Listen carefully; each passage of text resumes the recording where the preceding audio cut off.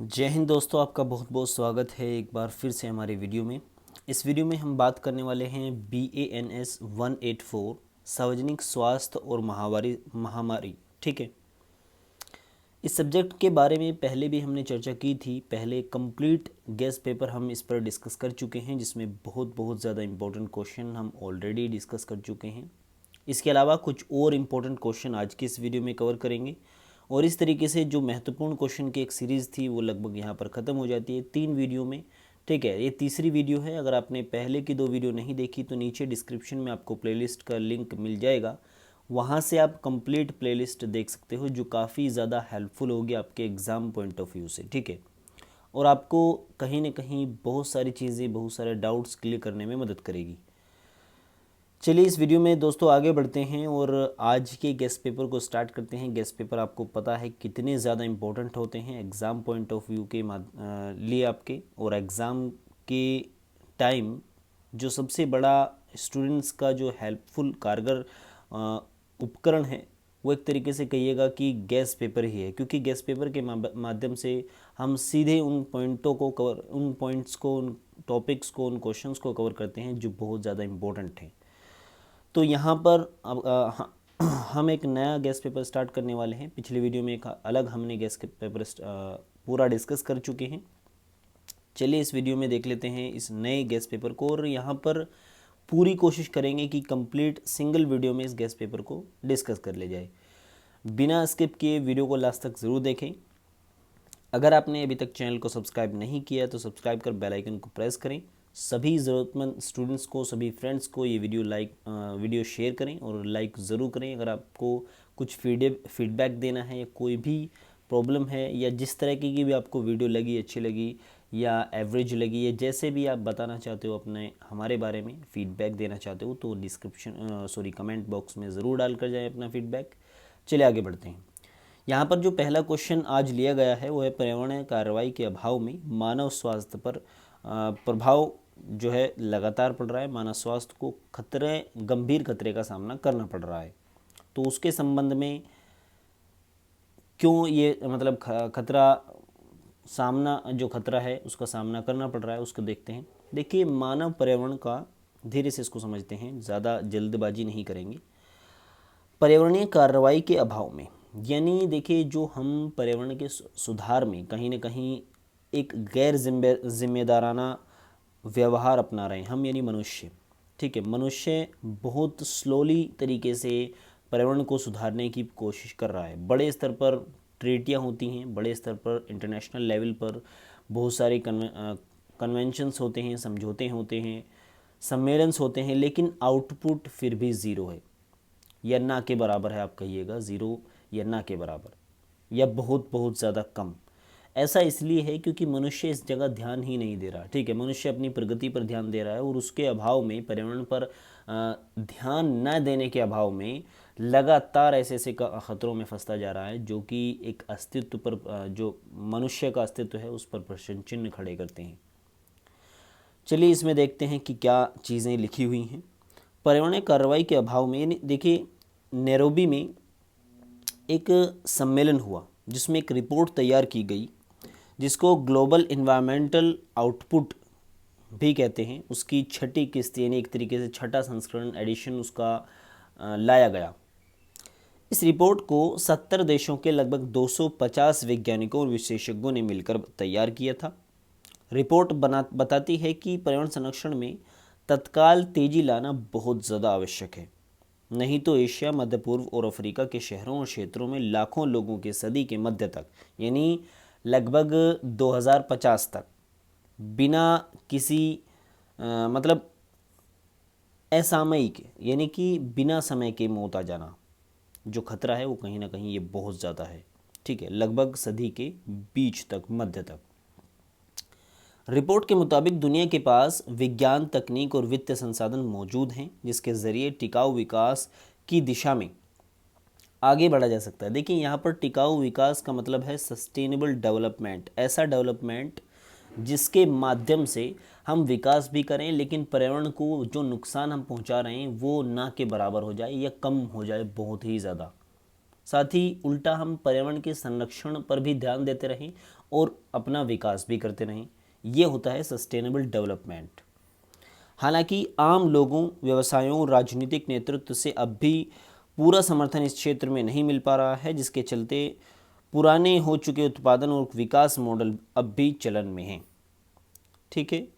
चौथी संयुक्त राष्ट्र पर्यावरण असेंबली के दौरान होने वाली जो बातचीत है उसमें खाद्य पदार्थों के नुकसान को रोकने, बिजली से चलने वाले वाहनों को बढ़ावा देने और समुद्रों में प्लास्टिक प्रदूषण की रोकथाम जैसे अहम विषयों पर चर्चा होनी है।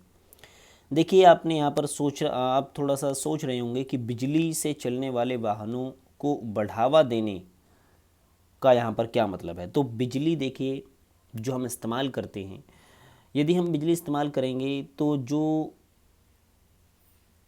बिजली बनाने के स्रोत हैं हमारे पास बहुत सारे हैं। हम नहरों के माध्यम से, समुद्र के माध्यम से, पवन के माध्यम से, बहुत ऐसे मतलब ऑप्शंस हैं जिनके माध्यम से हम बिजली बना सकते हैं। लेकिन अगर हम पेट्रोलियम का इस्तेमाल करेंगे, पेट्रोल का इस्तेमाल करेंगे अपनी गाड़ी में, तो पेट्रोलियम में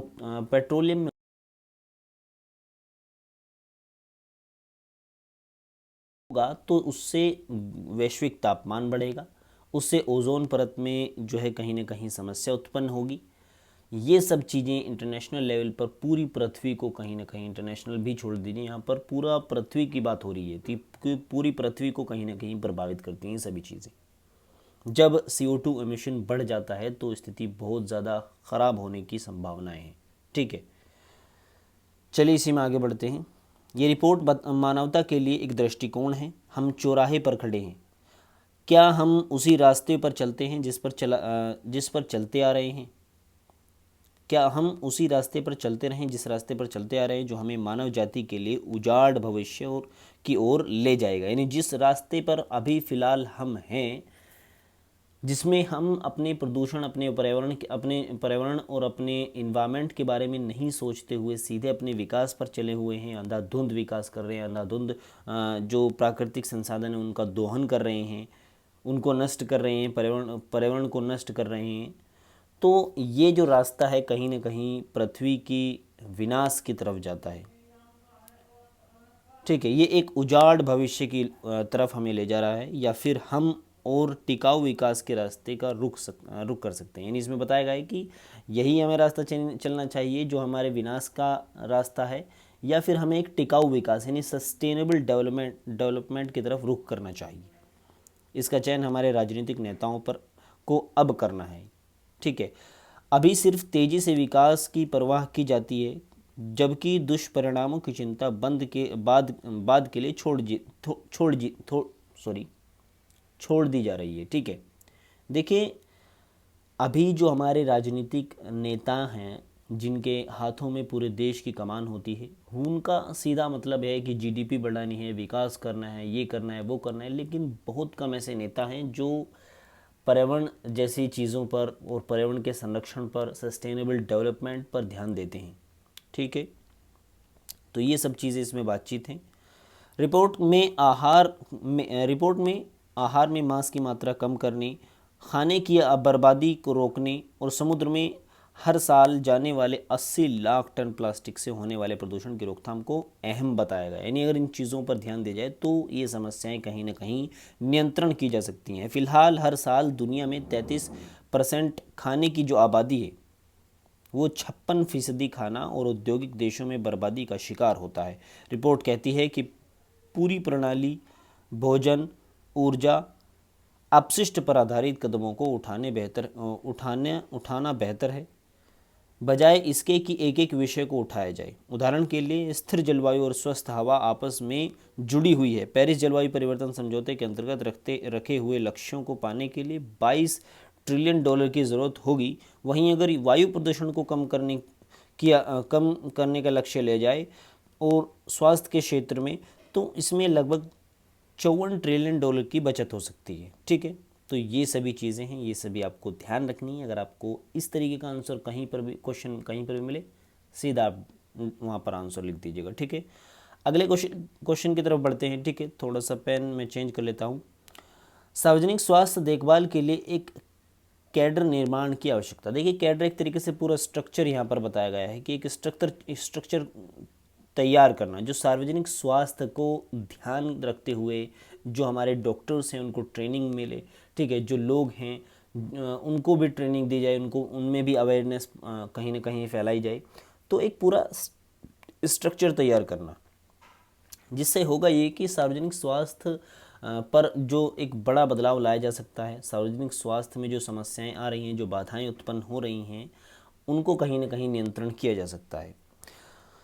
साल 1959 में पहली बार साल 1959 में पहली बार सार्वजनिक स्वास्थ्य प्रबंधन के लिए समर्पित एक एवं प्रशिक्षित कर्मियों की जरूरत पर मुदलियार समिति द्वारा प्रकाश डाला गया था। समिति ने कहा है कि स्वास्थ्य एवं कल्याण की समस्याओं से निपटने वाले कर्मियों के पास एक अच्छा दृष्टिकोण और व्यापक समझ होनी चाहिए और साथ ही अनुभव भी होना चाहिए सार्वजनिक स्वास्थ्य को संभालने के लिए। दरअसल स्वास्थ्य सेवा की बेहतरी के लिए महज नीति निर्माण की ही काफ़ी नहीं है। यानी अगर स्वास्थ्य सेवाएं हमें बेहतर कराना है तो सिर्फ कानून बनाने से या नीति निर्माण से कुछ नहीं होगा, बल्कि उनका कार्यान्वयन सुनिश्चित करना भी बहुत ज़रूरी महत्वपूर्ण है। आज ज़रूरत इस बात की है कि प्रशासनिक सेवाओं की तर्ज पर ही सभी राज्यों में सार्वजनिक स्वास्थ्य वितरण प्रणाली के लिए एक कैडर यानी public health delivery system cadre का निर्माण किया जाए। यानी लोगों के घर तक हम हेल्थ और जो स्वास्थ्य संबंधी चीज़ें हैं उनको पहुंचाई जाएं, ठीक है। और इसी में ये सभी चीज़ें हैं जो एक्शन लिए गए हैं, इनको एक बार आप पढ़ लीजिएगा। ये भी महसूस किया गया है कि भारत में कोई चिकित्सक जो चिकित्सा शिक्षा प्राप्त करता है, यानी भारत में जो शिक्षा प्राप्त करता है, उसका भारतीय परिवेश में शायद ही कोई प्रासंगिकता है। यानी भारत में परिवेश में शायद ही उसकी कोई इतनी इतना अच्छा वो कार्य करने में सही होगा। दरअसल जो हमारी शिक्षा है, चिकित्सा शिक्षा, मेडिकल एजुकेशन, कहीं ना कहीं वो पश्चिमी देशों की मेडिकल एजुकेशन पर आधारित है और इसलिए वो भारतीय क्षेत्र में कारगर नहीं है, ठीक है। तो ये बाकी चीज़ें हैं, आप इसमें देख लीजिएगा एक बार पढ़ना ज़रूरी है क्योंकि बहुत आसान है और मैं पढ़ूंगा तो आप फिर बोलोगे कि समझाना कुछ है नहीं और सीधे पढ़ते जा रहे हैं, ठीक है। अगला क्वेश्चन देखते हैं। इसमें महामारी की आवृत्ति क्या है, यानी उसका एक दायरा होता है, हर चीज़ का दायरा होता है, तो वो कहाँ तक पहुँच सकती है, मतलब कितना उसका एक सर्कल है, ठीक है। उपयुक्त सिद्धांत के अनुसार ये आवृत्ति दो प्रकार की होती है। महामारी की जो आवृत्ति है वो दो प्रकार की होती है, अल्पकालिक और एक दीर्घकालिक। अल्पकालिक आवृत्ति प्राय प्रत्येक वर्ष जलवायु के परिवर्तन के कारण जीवाणुओं की वृद्धि से होती है। अत्यधिक शीत यानी अत्यधिक ठंड, ताप और शुष्कता यानी अत्यधिक सर्दी, अत्यधिक गर्मी और अत्यधिक सूखा एक तरीके से जीवाणु के लिए अनुकूल नहीं है। अनुकूल जलवायु होने पर उनकी संख्या में वृद्धि होती है। यानी जब ये चीज़ें ज़्यादा अत्यधिक होंगी तो जीवाणु नहीं होंगे या बहुत कम होंगे। जिस तरीके से ये चीज़ें नॉर्मल रहेंगी, मनुष्य के लिए नॉर्मल वातावरण रहेगा, तो ऐसे में जीवाणु ज़्यादा होते हैं, ठीक है, जिसके वृद्धि संख्या में वृद्धि होती है। अनुकूल जलवायु होने पर, जब अनुकूल जलवायु होती है तो जीवाणु में, रोगाणुओं में वृद्धि होती है, जिसके कारण रोग फैलते हैं। श्वसन के द्वारा प्रवेश पाने वाले संक्रमण प्रदूषी वायु द्वारा शीतकाल में अधिक होते हैं। जब मनुष्य शीत से बचने के लिए बंद कमरे में जाता है तो ऐसे समय में या कीटों की संख्या बढ़ने पर या जब उन्हें मनुष्य का रक्त चूसने का अवसर मिलता है, तब ऐसी स्थिति में रोग फैलते हैं। दूषित भोजन से फैलने वाले रोग मक्खियों के बढ़ने पर अधिक होते हैं, मच्छरों के बढ़ने पर अधिक होते हैं। दीर्घकालिक आवृत्ति रोगशील व्यक्तियों की संख्या बढ़ाने पर होती है या संक्रमण की तीव्रता बढ़ाने पर, यानी संक्रमण की जो तीव्रता है, फैलने की जो स्पीड है, वो कहीं ना कहीं बढ़ा देती है, ठीक है।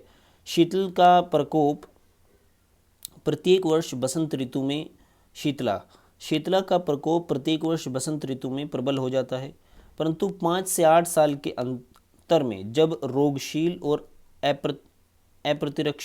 अप्रतिरक्षित व्यक्तियों की संख्या क्रमशः बढ़ जाती है तो रोग अधिक भयंकर हो जाता है, ठीक है। इस तरह की चीज़ें इसमें हैं। बाकी रोग का वितरण विशेषतः संक्रमण की सानुकूलता के अनुसार होता है, जबकि जल के समीप रहने वाले, मलेरिया, जल संकुल वातावरण में काम करने वाले और वायु संचरित श्वसन रोग और अस्वच्छ स्थान में रहने वालों में दूषित भोजन द्वारा प्रसारित रोग अधिक होते हैं। यानी जो इन क्षेत्रों के आसपास रहते हैं, जल के आसपास जो लोग रहते हैं, ठीक है, या नदी किनारे या नदी के आसपास लोग जो रहते हैं, ऐसे लोगों में जल के माध्यम से कहीं ना कहीं जो बीमारी है वो ज़्यादा मिलती है, क्योंकि जो रोगाणु हैं, जो जीवाणु हैं, वो जल में पहुंचते हैं, वायु में रहते हैं, मिट्टी में पहुंच जाते हैं, और मिट्टी से और जल से वो मछली में आ जाते हैं, और मिट्टी से वो पौधों में आ जाते हैं। मछली और पौधों का इस्तेमाल मनुष्य करता है, हम पौधों का इस्तेमाल करते हैं, जब उन पर फ्रूट्स आते हैं तो उनके आइटम्स इस्तेमाल करते हैं, हम वेजिटेबल्स इस्तेमाल करते हैं, इसके अलावा हम मछलियों का सेवन करते हैं। तो ऐसे में वो चीज़ें मनुष्य तक पहुंच जाती हैं, और जब चीज़ें मनुष्य तक पहुंच जाएंगी तो कहीं ना कहीं मनुष्य के लिए खतरनाक होती हैं, ठीक है, जब उनकी मात्रा बढ़ जाती है। तो ये सब चीज़ इसमें पूरे में दी गई है। बाकी इसको अगर आप देखना चाहो तो देख लीजिएगा, बाकी इसमें बहुत सारी चीज़ें आप बनाकर भी लिख सकते हो। अगला देखते हैं डेटा एनालिसिस जो है, जो डेटा एनालिटिक्स क्या है या कितना महत्वपूर्ण है, ठीक है। डेटा एनालिटिक्स महत्वपूर्ण है क्योंकि यह व्यवसाय को इसके प्रदर्शन को अनुकूलित करने में मदद करता है, ठीक है। यानी एक व्यवसाय है, उसका जो प्रदर्शन है, जो काम है हमारा व्यवसाय है, उसके प्रदर्शन में बढ़ोतरी के लिए कहीं ना कहीं ज़रूरी है। इसे व्यापार मॉडल में कार्यान्वित करने का मतलब है कि कंपनियां व्यवसाय करने और बड़ी मात्रा में डाटा संग्रहित करके अधिक कुशल तरीके की पहचान करके लागत को कम करने में मदद कर सकती है, और साथ ही पूरा जो लेखा जोखा है उसको भी मैनेज कर सकती है। एक कंपनी बेहतर व्यावसायिक निर्णय लेने और ग्राहक के रुझान और संतुष्टि का विश्लेषण करने में सहायता करने के लिए डेटा एनालिटिक्स का भी उपयोग कर सकती है, क्योंकि ये सब चीज़ें जब उसके हाथ में होगी, पूरा डेटा हाथ में होगा, तो चीज़ें उसके हाथ में रहेगी, नियंत्रण में रहेगी, ठीक है। इसके अलावा जिससे नए उत्पादक और सेवाओं का कारण बनता है, यानी उससे जो कंपनी की उत्पादकता है उसमें वृद्धि होती है, साथ ही वो सेवा देते हुए खुशी महसूस करती है, चीज़ें अच्छी चलती हैं, कंट्रोल में रहती हैं। तो इस वजह से जो डेटा एनालिटिक्स है उसका महत्व बढ़ जाता है, ठीक है। इसके अलावा अब अगला क्वेश्चन है, एक शोध पद्धति क्या है। रिसर्च यानी कि रिसर्च मेथोडोलॉजी ओवररीचिंग सैद्धांतिक और दार्शनिक चौखटे की व्याख्या करता है, जो अनुसंधान को निर्दिष्ट करता है, निर्देशित करता है। अनुसंधान पद्धति एक ढांचे के रूप में काम करती है, जिसके भीतर शोधकर्ता काम करते हैं, यानी शोधकर्ता यानी जो रिसर्च करते हैं, जो चीज़ों को ढूंढते हैं, खोजते हैं। इसे अनुसंधान की स्थापना के रूप में विचार करना और सटीक, क्योंकि देखिए रिसर्च अगर पूछा जाए कि एक शोध पद्धति क्या है, तो शोध पद्धति एक रिसर्च करने की पद्धति है, यानी कि जो एक्शन लिए जाते हैं रिसर्च करने के दौरान, भाई डेटा को इकट्ठा करना, डेटा का इस्तेमाल करना, विभिन्न स्रोतों का इस्तेमाल करते हुए डेटा को कलेक्ट करना, ठीक है, फिर उसको अच्छे से एनालाइज करना, चीज़ों को बांटते हुए उनको एनालाइज करना, ठीक है। ये सभी चीज़ें कहीं ना कहीं एक पद्धति के रूप में देखी जाती हैं। पहले एक व्यक्ति शोध करता है, कोई टॉपिक लेता है, उसके बाद उसको देखता है कि वो जो टॉपिक है उसका दायरा क्या होगा, ये सब चीज़ें दायरे सेट होते हैं। उसके बाद अगला जो स्टेप होता है उसमें व्यक्ति ये डिसीजन लेता है कि वो किन किन उपकरणों का इस्तेमाल करेगा किसी चीज़ को खोज करने में, ठीक है, या किसी चीज़ के रिसर्च में। पहले वो अपने उपकरण डिसाइड कर लेगा, उसके बाद उसे आसानी होगी रिसर्च करने में। उसके बाद वो रिसर्च करने लगेगा, चीज़ों को इकट्ठा करने की कोशिश करेगा, अपने जो इकट्ठा करने के स्रोत हैं उनको देखेगा, उनके द्वारा चीज़ों को इकट्ठा करेगा, एनालाइज करेगा, देन एक रिपोर्ट बनाएगा, और वो एक रिसर्च करने के बाद एक पूरी फाइनल रिपोर्ट होगी, ठीक है। रिपोर्ट को भी 2 से 3 बार पढ़ा जाता है, जिससे कोई मिस्टेक ना हो, कोई जो सिचुएशन है उसमें कोई खराबी ना आए, ठीक है। तो ये सभी चीज़ें होती हैं शोध पद्धति के अंदर। तो ये आप लिख सकते हैं। बहुत सारी चीज़ें मैंने आपको ऑलरेडी इसमें बता दी हैं। तो यहाँ पर ये जो हमारा गेस्ट पेपर है कंप्लीट हो जाता है। बाकी इससे पहला का अगर आपने गेस्ट पेपर नहीं देखा तो उसको भी ज़रूर से देखिएगा, नीचे डिस्क्रिप्शन में आपको लिंक मिल जाएगा। साथ ही दोनों गेस्ट पेपर के PDF लिंक आपको डिस्क्रिप्शन में ही मिल जाएंगे। वहाँ पर मैंने टेलीग्राम चैनल का लिंक दे दिया है, वहाँ से आप टेलीग्राम चैनल पर रिडायरेक्ट हो जाओगे। उसके बाद टेलीग्राम चैनल से आप ये दोनों PDF डाउनलोड कर सकते हो। अगर आप चाहो तो हमारे व्हाट्सएप ग्रुप से भी ऐड हो सकते हो। हमारे व्हाट्सएप ग्रुप में डाउट क्लियर करते हैं स्टूडेंट्स आपस में, साथ ही बातचीत होती है, एक दूसरे से संबंधित या मटेरियल शेयर करते हैं एक दूसरे से, तो आप कहीं ना कहीं वहाँ पर आपको बहुत हेल्प मिल सकती है, अपडेट्स मिल सकते हैं। ठीक है, तो जुड़ना एक अच्छी चीज़ है। ठीक है, तो अगर आप जुड़ना में इंटरेस्टेड हो हमारे ग्रुप से, व्हाट्सएप ग्रुप से, टेलीग्राम ग्रुप से, नीचे डिस्क्रिप्शन में लिंक है, टेलीग्राम पर जाइए, टेलीग्राम चैनल से ज्वाइन हो जाइएगा। वहाँ पर आपको हर तरह की मटेरियल मिल जाएगा, जो भी हम वीडियो में इस्तेमाल करते हैं, जो भी पीडीएफ हम इस्तेमाल करते हैं, वो सभी आपको हमारे टेलीग्राम चैनल पर मिलेगा। साथ ही अगर डाउट क्लियर करने हैं, स्टूडेंट्स के साथ जुड़ना है, तो आप हमारे टेलीग्राम पर ही जाइए और वहाँ पर व्हाट्सएप ग्रुप का लिंक मिल जाएगा, वहाँ से आप उसमें जुड़ सकते हो। मिलते हैं अगले वीडियो में, अगले सब्जेक्ट, अगले टॉपिक के साथ। तब तक के लिए good bye, thanks for watching this video.